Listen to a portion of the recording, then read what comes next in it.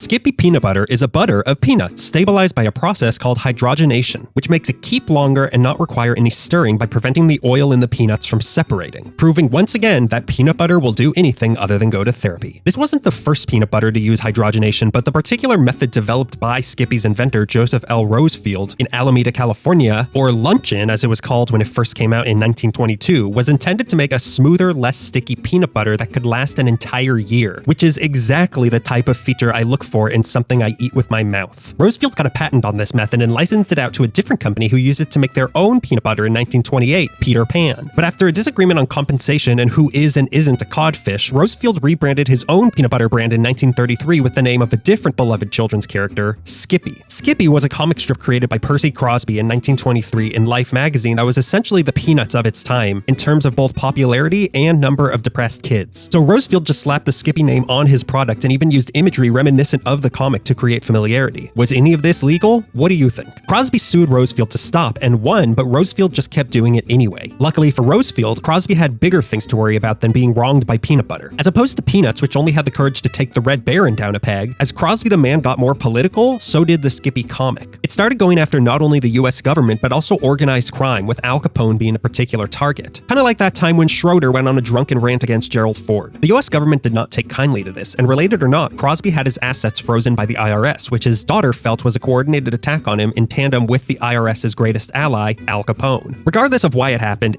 which led to financial woes for Crosby, which led to his descent into alcoholism, which led to the crumbling of his personal life, which led to the comic being canceled in 1945 and his admission into a mental institution in 1948. Rosefield, meanwhile, had been waiting for this opportunity, and less than a week after Crosby being committed, swooped in and bought the trademark on the Skippy name, knowing Crosby wouldn't be able to fight it in his condition. Crosby's daughter fought to get it back for decades, taking it all the way to the US Supreme Court in 2004, where she was denied for the last time and the case was sealed shut as tight as a mouthful of hydrogenated peanut butter. My review? This stuff's pretty junky. It's got a lot of added salt and sugar, so it's almost like eating the filling of a Reese's cup, which I'm not against, but it's not what I look for in day-to-day peanut butter. The texture and ease of use of this is nice, but I prefer a more natural peanut butter, so my rating out of 5 nuts is 2.